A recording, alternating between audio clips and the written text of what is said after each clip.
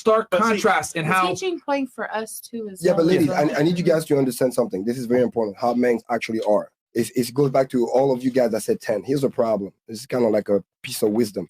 If you're already a 10, then how the fuck you gonna self-improve? If the glass is already full, how do you get better?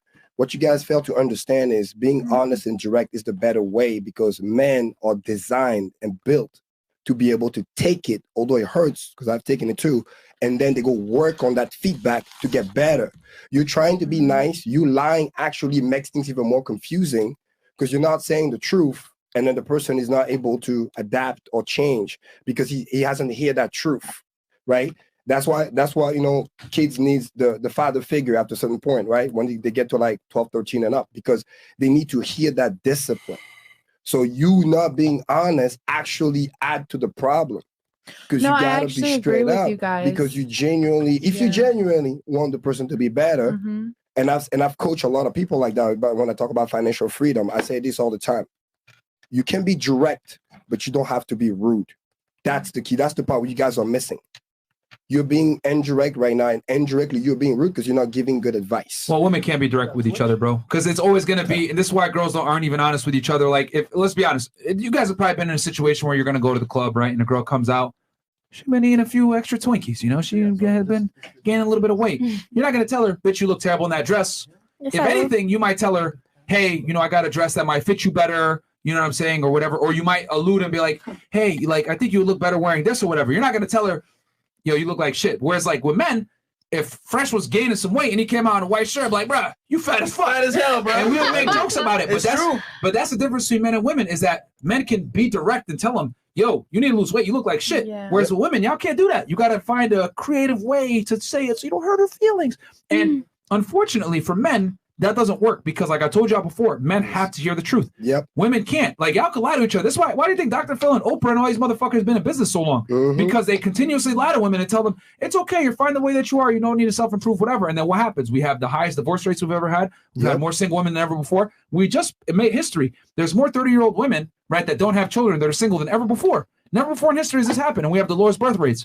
So in reality, what's happening? We lie to women, we tell them comforting lies, so that they can go ahead and, continue to perpetuate the bullshit. So, I don't know. The lying to women is okay, but with men, it's unacceptable. It'll fuck them up long term. That's all I'm saying. By the way, Mo, I just hope when you make it and you become successful, that they don't double back to you, Mo. Because you deserve better, Mo. Yes. No, but they can have that. And this isn't for Mo. Like, this is for all the guys in the chat, right? So y'all understand that, like, girls are always gonna tell you to your face, oh, it's fine, or you don't need to self-improve, whatever. It's kind of like your mom. Your mom tells you, oh, you're beautiful the way you are. Bro, guys, just understand that women are not incentivized to tell you the truth when it comes to what actually attracts them, because if they told you what really attracts them, you would think they're sluts. That's why they can't tell you the truth. And Chad, like, it's not me to pick on Mo, but I knew what it was, so I had to make an example to show you guys, hey, listen, it's not what women, it's what they think, and what they're saying is two different things. Kareem, what would you rate yourself 1 out of 10? Okay, very simple. I'll rate myself a 9, and here's why, right? I'm good looking, I'm fit, I use the gym, I'm financially free, wealthy, I'm working on personal development. But for me, again, I chase perfection. I never want to be perfect. I will always want to be better and better and better. And I'm working very, very hard, no matter what, as I become more successful, to try my best to stay humble, because that's the hard part. But I always want to get better. To me, 10 doesn't exist. Let me put that out there. 9, maybe 9.5 when it gets to the top, but 10 doesn't exist. Why? Because I don't want a 10, because that means the moment I'm a 10, I stop learning, I stop growing, I stop personal, because it's like, why would I do shit? Think about it. If you already have the max score, then why even play the game?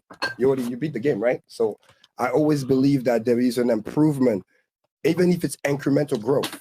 You can always get better. I look at it every day. I call it an AR. It's actually from the military.